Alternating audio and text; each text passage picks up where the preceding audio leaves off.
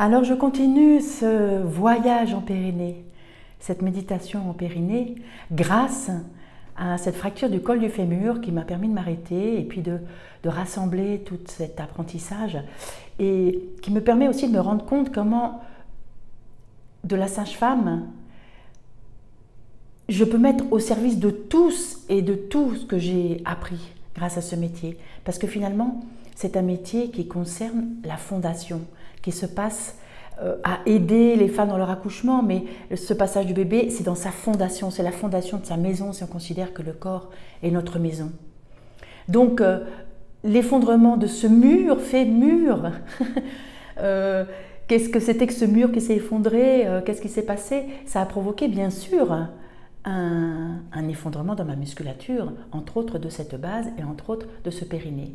Tous nos effondrements psychiques, physiques, les accidents vont provoquer un effondrement de la base. Il suffit d'être alité pour que notre base s'effondre, ne soit plus animée, que notre verticalité en soit affectée. Donc je vous partage ce qui vient de la connaissance et maîtrise du périnée imaginée par une sage-femme qui s'appelle Dominique Trindine. J'ai été formée par son équipe et je vous propose une deuxième méditation aujourd'hui. Vous pouvez fermer les yeux, idéalement allongés, ça peut être assis, homme ou femme.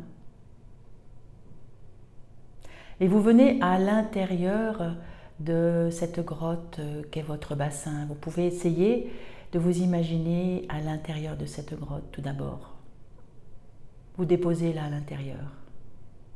Observez si c'est possible.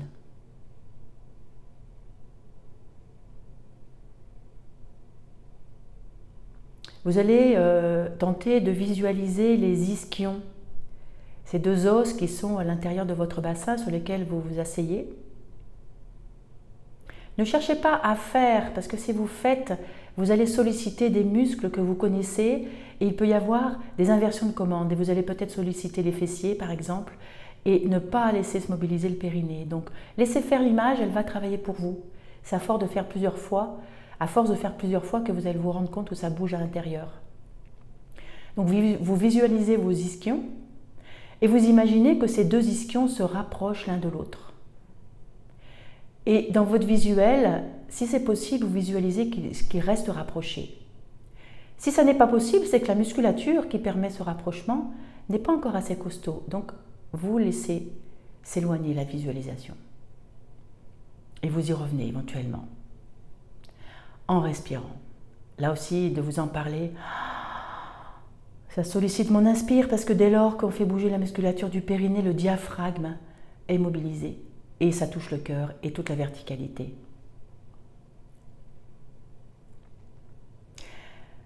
Vous allez maintenant visualiser votre pubis, l'os du pubis, cette articulation osseuse au niveau du pubis, et votre coccyx. Et vous allez visualiser maintenant que pubis et coccyx se rapprochent.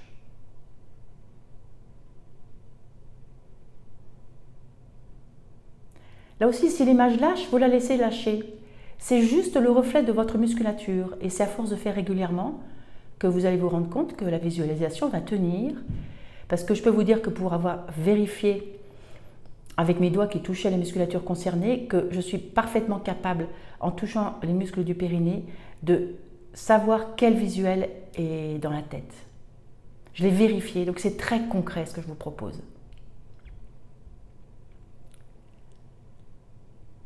Et vous laissez cette image. Puis maintenant, vous visualisez les ischions qui se rapprochent, ainsi que pubis et coccyx, qui se rapprochent en un point central. Laissez-vous respirer, peut-être le simple fait de respirer, ça va faire lâcher l'image. C'est parce que très souvent, on a du mal à mobiliser son périnée tout en bougeant, tout en faisant autre chose.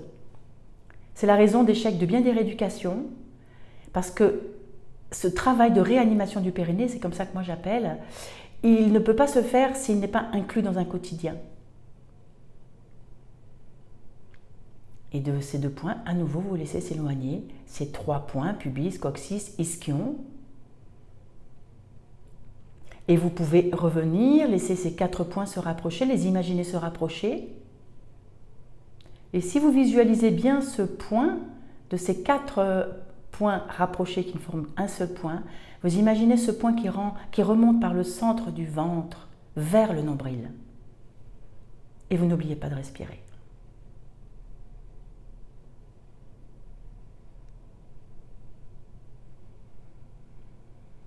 Et puis vous terminez cette visualisation.